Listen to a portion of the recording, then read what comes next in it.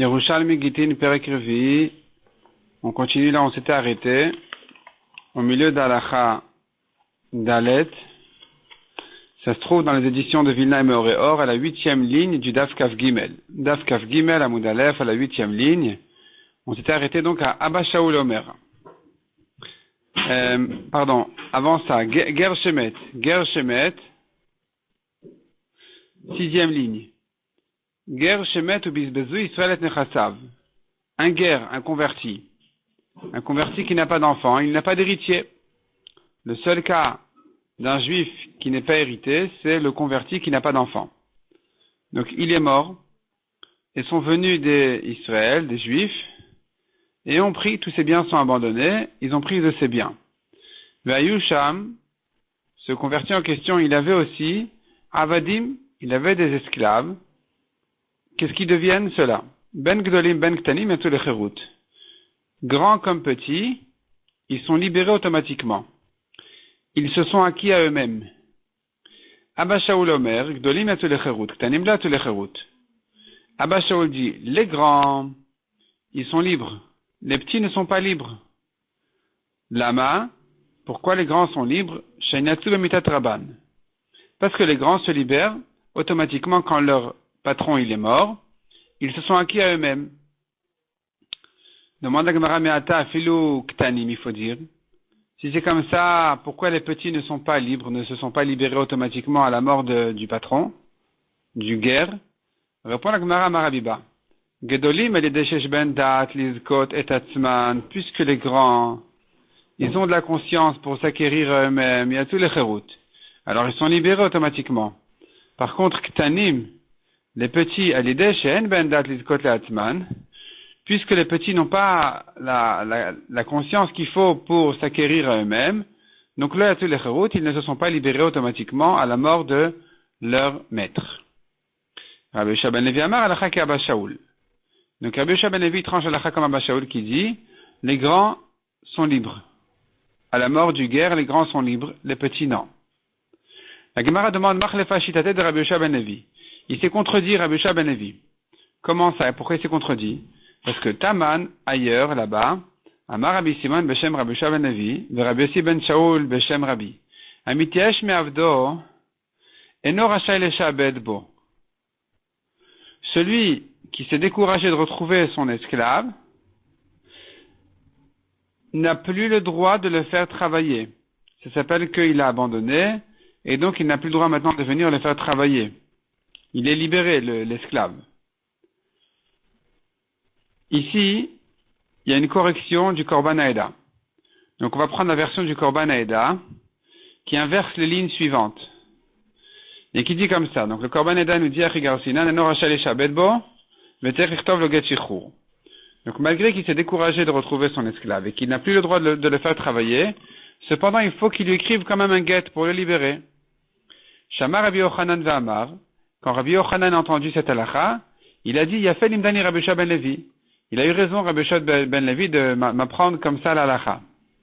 La Gemara demande Ve'acha Amarachin. Et ici, Rabbi Yosha ben Levi, il dit comme ça, que les grands sont libres automatiquement, même sans guette, même sans rien. Comment ça se fait? Pourtant, là-bas, Rabbi Yosha ben Levi a dit qu'il faut absolument un guette. Il faut un guette. Quand le maître s'est découragé, c'est pas suffisant, il faut encore qu'il lui donne un guette pour le libérer. Répond la Gemara. Madame Rabbi Yosha ben Levi, les Shavar, ce que Rabbi Yosha ben Levi a dit, c'est s'il lui a donné un guette, l'esclave il est complètement libéré, alors qu'il lui a dit, alors qu'il s'était déjà découragé de le retrouver, qu'il avait comme ça un peu abandonné, il doit quand même lui écrire un guet. Il aurait dû lui écrire un guet. Mais s'il ne lui a pas écrit de guet, des loyav, s'il n'a pas écrit de guet, il n'a pas écrit de guet. Dilma alacha, ici il faut dire les shabdo. Dilma alacha les shabdo, ça c'est la version du Pnei Moshe sur ce dernier mot ici. Comme en fait c'est la version dans la Gemara même. Dilma alacha les shabdo, c'est-à-dire, il aurait dû lui écrire un guet pour le libérer. Est-ce que, s'il ne lui a pas fait le guet, il a le droit de le faire travailler? Non. Dès qu'il a fait Yehush, il n'a plus le droit de le faire travailler. C'est fini. Donc, le faire travailler, c'est sûr que non. Simplement, il aurait fallu qu'il lui donne aussi un guet.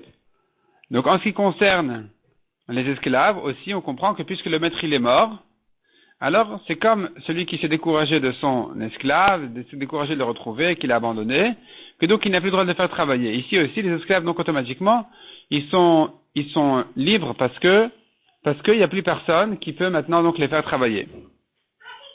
On reprend maintenant la Gemara qui raconte donc une histoire. Amte de Rabba Bar Zutra Arkat, la servante de Rabba Bar Zutra. Donc ça se trouve dans la Gemara après quelques lignes. Depuis là on a sauté. Et la Gemara donc nous ramène Amte de Rabba Bar Zutra Arkat. C'est à 3 lignes d'en bas, de 2 lignes et demie d'en bas, sur les pages de Vilna et Meoréor. Amte de Rabba Bar Zutra Arkat, la servante de Rabba Bar Zutra, elle s'est sauvée. Itia Ashmina, il a fait Yehush de la retrouver. Attacha le Rabchanin al Rabbi Ben Levi, il est allé poser la Sheila que faire avec elle quand il l'a retrouvée. Amar no Racha le Shabda, ils lui ont dit c'est impossible, maintenant tu n'as plus le droit de la refaire travailler. Maoul Irtov la Getchichu, est-ce qu'il doit lui écrire donc un get pour la libérer officiellement? Ou non, c'est même plus la peine, ça y est, elle est automatiquement libre. Amar elle lui a répondu, Im Katav Tiaout At Avad, si tu l'as écrit, tu as bien fait. Parce que de toute façon, la faire travailler, tu n'as pas le droit. Alors autant lui écrire un Getchichu, comme ça, c'est officiel, elle est libre, elle est tranquille. Tu n'as plus rien à perdre. Rabbi Chanina Beshem Rabbi Ishmael de Rabbi Yossé. Il dit comme ça, Evet Shenasabat Chorin Ifne Rabo, Yatsa Lecherut. Un Evet qui s'est marié avec une femme libre devant son maître, alors que c'est interdit Minatora de marier un Evet avec une juive, mais si le Evet il s'est marié comme ça devant son maître, Yatsa Lecherut, c'est qu'il est libre. Le maître, s'il se tait, c'est la preuve que le Evet, il est libre. Qu'en voyant ça, le maître, il est libéré. Ou avant, ou peut-être pendant, en tout cas, il est libre. Amar Rabbi Yochanan. Emesh, hier, Haïti Yoshev, Veshone. J'étais assis et j'apprenais une halakha qui dit, Akotev Ktav Kiddushin Le'avdo. Un maître qui a aidé son Evet à se marier en lui écrivant le shtar de ses Kiddushin. Oktav Nisuin Lamato, ou un maître qui s'est marié avec sa propre servante. Rabbi Omer Zacha, Chachamim Omrim Lo Zacha. Rabbi dit, ça y est, il est libre, il a mérité l'esclave. Et selon Chachamim, non, c'est pas suffisant, il n'est pas encore libre avec ça. Donc pourquoi est-ce que tu as dit que celui qui a vu son esclave se marier devant lui, il est libre, l'esclave est libre? Tu vois bien que non, c'est pas évident du tout. Tu vois bien que même quand le maître lui-même a écrit les kiddushin ou le mariage avec sa servante, les kiddushin à son éved, mariage à sa servante, tu vois que selon Rabbi, il est libre, selon Chachamim, non. Donc comment tu peux dire que dès que l'évêque s'est marié devant le maître, c'est fini, il est libre? Répond la Gemara, Entania Kadmaya, ce premier Tana qui a dit qu'il est libre dès qu'il s'est marié en face de son maître, ça va que Rabbi Zacha. Il pense comme Rabbi qui a dit que Zacha, qu'il est libre dès que le maître l'a aidé à se marier. Mi Meshachrer. Qui c'est qui le libère? La Gemara ici se rapporte sur la Mishnah. Dans la Mishnah, on avait vu le cas d'un Eved qui a été hypothéqué. Un homme doit de l'argent à son ami, il a hypothéqué son Eved. Il a hypothéqué son esclave, et ensuite il a libéré. La Mishnah avait dit là-dessus que, en principe, le Eved ne doit rien à personne. Simplement pour le tikkun haolam, pour pas qu'il y ait de problème, on va donc forcer son maître à le libérer.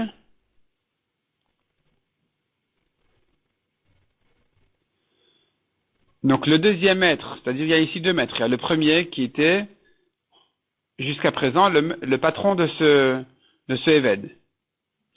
Et quand il est hypothéqué à son créancier, le créancier, il s'appelle donc maintenant, dorénavant, le deuxième patron de ce Eved.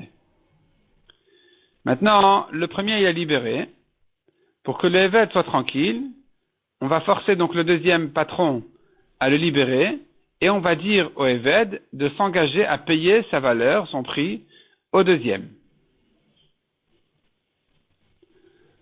Ça, c'était un Akama qui avait dit ça.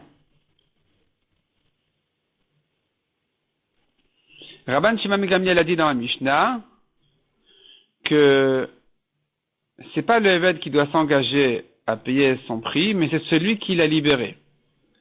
Le maître qui l'a libéré, si c'est le premier ou le deuxième qui l'a libéré, il a causé un dommage au deuxième maître, et c'est lui donc, celui qui l'a libéré, qui doit donc s'engager à payer, à rembourser le Eved au deuxième. La Gemara demande, mais qui c'est celui qui l'a libéré? On a dit dans la Mishnah, il est libéré, mais qui c'est qui a pu le libérer? La Gemara ramène là-dessus une discussion. Mi meshacher, Rav Amar ben Rabo Arishon ou ben Rabo Hasheni. Aussi bien le premier que le deuxième peut le libérer. Si le premier l'a libéré, alors le deuxième, on va le forcer à le libérer et l'esclave devra payer, s'engager à lui payer ce qu'il valait, donc le deuxième, ce qu'il a perdu. Et si c'est le deuxième, donc il est libéré, on va forcer le premier à le libérer aussi, de manière à ce qu'il soit officiellement libre. Ça c'est Rav. Amar Rabbi Yochanan, en meshacher el Rabo Arishon bilvad. Rabbi Yochanan dit non. Seul le premier patron peut le libérer. Le deuxième, il n'est pas propriétaire. Il ne peut pas le libérer. L'hypothèque, c'est pas suffisant pour le libérer. Si le deuxième maintenant a libéré l'esclave qui lui était hypothéqué, il n'a rien fait du tout. On va pas forcer le premier à le libérer maintenant. Il n'a rien fait. La Gemara objecte, etiv Rabbi Chagai comme Rabbi Yossi. Matnit apliga al Rav. Nous avons une braïta qui devient une objection contre Rav. Qu'est-ce qu'on voit dans la braïta? Israël shilvet goy al chemtzo. Un juif qui a prêté de l'argent à un goy. Et le goy lui a confié en gage du chametz pendant Pessah. Après que passe Pessah, on aura le droit de profiter de ce chametz là qui était chez le juif pendant Pessah. Donc tu vois que le prêteur n'est pas considéré comme propriétaire du gage. Donc chez nous, on devrait dire que le deuxième patron, qui est le prêteur, le créancier, n'est pas propriétaire du Eved qui lui est hypothéqué, comme un gage. Donc comment peut-il le libérer d'après Rav? C'est une objection sur Rav. La Gemara s'explique. In temar, si tu veux dire, Birshut Israelou, que je considère le prêteur qui a gardé le gage comme propriétaire, et que donc le deuxième patron peut aussi libérer le Eved, si c'est comme ça ici aussi, le juif qui a gardé le Chametz pendant Pessah, alors il est Birshut Israël, c'était chez le juif le Chametz pendant Pessah. Tu considères ça que c'était dans le domaine du juif? Veya Assour, alors ça devrait être interdit après Pessah. Ma'avid la Rav, qu'est-ce qu'il va en faire Rav de cette halakha, de cette braïta? Amar Rabbi Yehuda répond à la Gemara, Kalou beshichur. C'est une coula à propos d'un shichur que même le deuxième, malgré qu'il n'est pas considéré comme propriétaire, malgré que par rapport au Chametz, ça ne s'appelle pas que le Chametz est chez le juif, même lui, s'il a libéré le Eved, on craint ce qu'il a fait. Kehada, comme ce qu'on voit dans une braïta, de Tanya au Servda Putiki, celui qui a hypothéqué son Eved, Mecharoeno Machour, s'il a vendu ensuite l'endetté, le propriétaire du Eved, il a vendu à quelqu'un d'autre, et non Machour, c'est pas vendu. Shichero Meshuchar, mais s'il est libéré, le Eved il est libre. Donc tu vois que dès que on a fait quelque chose qui paraît être libéré le Eved, c'est fini. C'est fini, c'est irrécupérable. On ne va pas le rendre à son maître. Donc ici aussi, malgré que le deuxième, en principe, donc le prêteur, n'a pas le droit vraiment, qu'il n'est pas propriétaire, il n'a pas le pouvoir de libérer ce Eved, s'il a quand même fait, on craint ce qu'il a fait, parce que on craint facilement un shichrour. Donc dès qu'il s'appelle Ben Chorin, dès que l'Eved il s'appelle libre, et qu'il a été libéré, on craint ça, on ne va pas le rendre à son maître. Et donc, ici aussi, c'est pour ça qu'on a dit dans la Mishnah d'après Rav, aussi bien le premier que le deuxième, s'il a libéré, on devra forcer l'autre à le libérer aussi. Simplement, le Eved devra s'engager à se payer, à se rembourser. Cheled Rabbi Yochanan Minada, la force et la preuve de Rabbi Yochanan, qui a dit que seul le premier propriétaire peut le libérer, on ne craint pas du tout le deuxième, il a sorti sa preuve de notre Mishnah qui a dit Rabban Shimon ben Gamliel Omer, Eno Kotev la Meshacher, ne doit écrire un engagement sur sa valeur que celui qui l'a libéré, pas le Eved, mais celui qui l'a libéré, c'est lui qui a causé une perte au deuxième. Donc ici, qui c'est qui a pu causer une perte au deuxième? Si tu me dis que c'est le deuxième, donc le prêteur qui l'a libéré, est-ce qu'il doit payer le Eved au premier? Pas du tout. Le Eved, de toute façon, il était hypothéqué au deuxième. c'est lui-même qui l'a perdu. C'est lui qui a perdu son prêt. Il a perdu son argent quand il a libéré le Eved qui lui était hypothéqué. Donc maintenant, quand il est libéré, on va forcer le premier à le libérer aussi. Et qu'est-ce qu'on va dire donc? On va dire au deuxième qui a libéré le Eved, va rembourser le Eved au premier. Il va dire, ça me regarde, c'est moi qui ai perdu. C'est pas possible de comprendre la Mishnah que ce soit le deuxième qui l'a libéré. La Mishnah qui dit que celui qui l'a libéré, il doit le rembourser à l'autre, ne peut se comprendre que si c'est le premier qui l'a libéré. Et là, on va lui dire, écoute, tu as libéré ton Eved, bravo, mais n'oublie pas que tu dois le payer donc à ton créancier. La Gemara demande, comment ça marche ça qu'il a libéré son Eved et que maintenant, ça y est, l'hypothèque va sauter. Celui qui a hypothéqué son champ à son ami. Il est allé, il a vendu. Est-ce que le créancier ne peut pas venir et encaisser le champ malgré que ça a été vendu? Pourquoi ici, quand il a libéré le Eved, tu me dis, ça y est, le créancier l'a perdu. Pourquoi il a perdu? Il n'a pas perdu. Répond la Gemara, Amar Rabbi Avaou, Patachanu Rabbi Yochanan Petach. Ici, il faut dire Petach Meir Kaora. Rabbi Yochanan nous a ouvert une ouverture qui est claire comme de la lumière, comme une grande fenêtre. Que quoi? Qui va expliquer donc cette halakha, Lomatzinu Eved Mishtacher Vechozer Mishtabed. Puisqu'il a été libéré, c'est fini. C'est définitif, on ne peut plus le remettre chez son patron. Donc ici, c'est vrai que c'est pas bien ce qu'il a fait. Le maître qui a libéré son Eved qui était hypothéqué à son créancier, c'est pas bien de l'avoir libéré.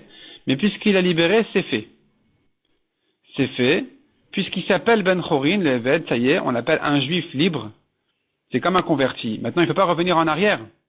Parce que un Eved, il a certaines, en fait, il a un statut intermédiaire entre Goy et juif.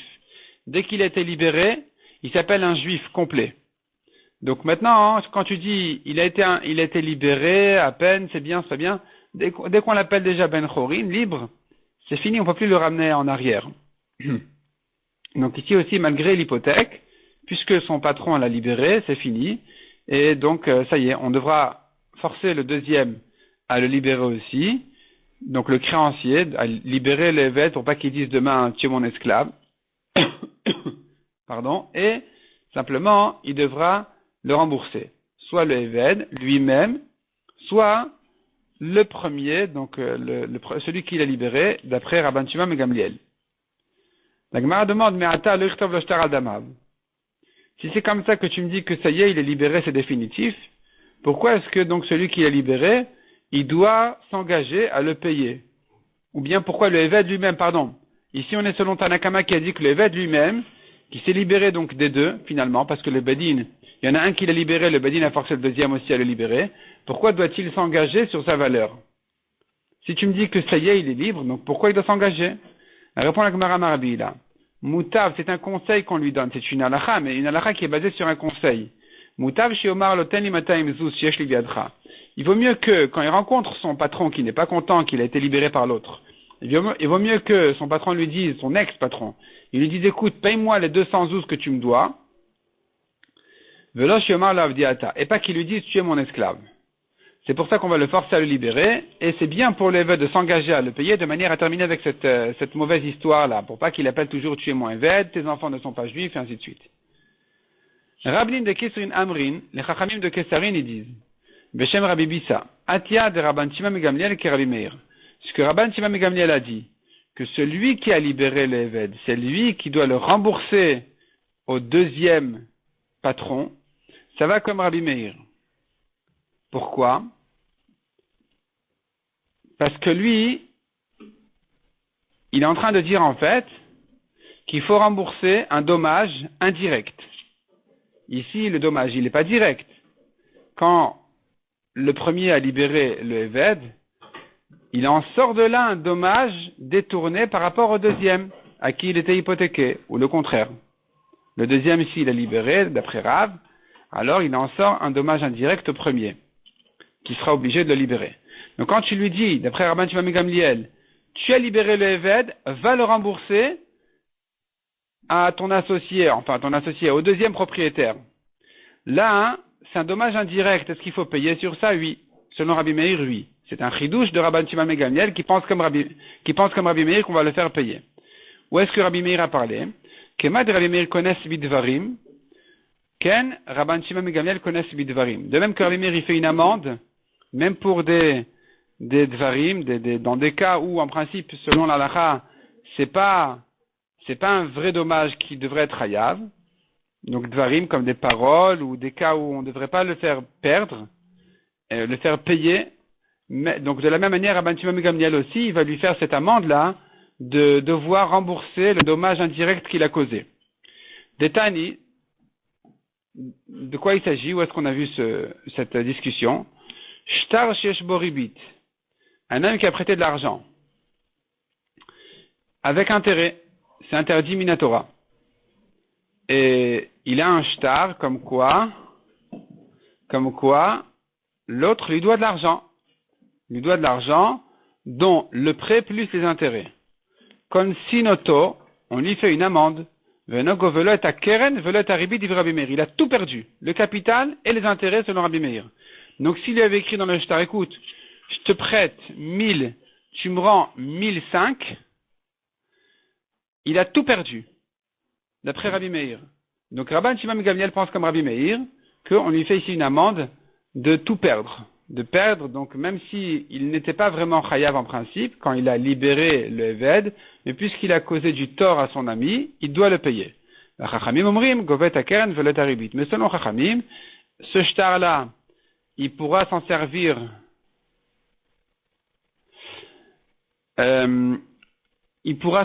donc pour encaisser le capital, mais pas les intérêts. Je reprends.